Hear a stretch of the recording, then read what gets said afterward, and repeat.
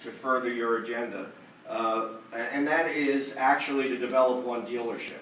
Right now, I do feel there are two dealerships. There is the cyber dealership, and I think there is the bricks and mortar dealership.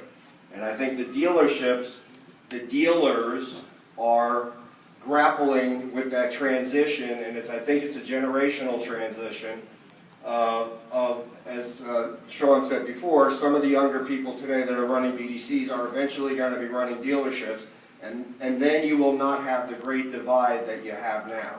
So what I'm going to be talking about are, as each speaker's been up here, I'm trying to weave in what my topic is, but also not reiterate what other dealers have already talked about. And I'm going to first tell you a story.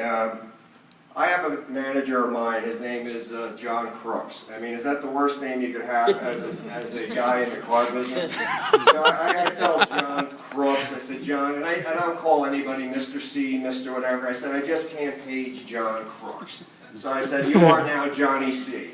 So anyway, John C is a very experienced manager, and I do still desk deals on Saturday and talk to customers religiously. And I don't, JD had mentioned it, I don't go in as Paul Sansone Jr. because I do want them, the owner of the business, because I want the people to understand I'm going in more as a training session than I am as the owner. So I just happened to be walking by the Nissan desk, and the sales manager, John C., says to me, oh God, I got Joe Hardass out here. The guy won't even give me his name. And I said, all right, let me go out and talk to the guy. So I figured this time I need a little bit extra juice, so while I normally don't go, hi, I'm Paul Sansone Jr., this time I did. And told him I'm the owner of the dealership. Hi, I'm Paul Sansone Jr., I own the dealership, welcome Sansone Jr. 66 Auto Mall. The guy barely takes his hand out of his pocket and says, why are you guys making this so difficult? And I said, I'm just confused. And the guy said, what can you be confused at? I want the best price on this Altima right here. I said, I'm confused about what price to give you. I said, I don't know whether to give you the price where I got to lie to you and give you $1,000 or $1,500 or $2,000 under because you got all the notebooks under your arm, that you've already told me you've been to 3 dealerships, you already said you're going to another 3 dealerships, or do I give you the price that here's the invoice on the car, I'm entitled to make a few dollars profit, and let's work it out. So I said, so that's what I'm confused at. So the guy was either going to tell me to go screw or not. Well, the guy didn't tell me to go screw. He said, what's my car worth?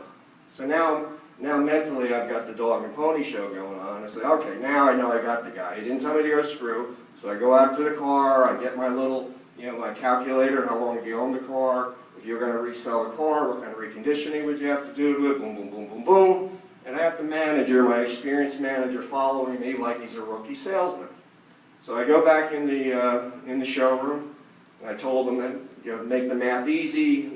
Our employee program is 2% over. Our friends and family program is 2% over invoice. A $25,000 car. Ask the guy for a $500 profit margin. Your car is worth X. Boom. Here's your price.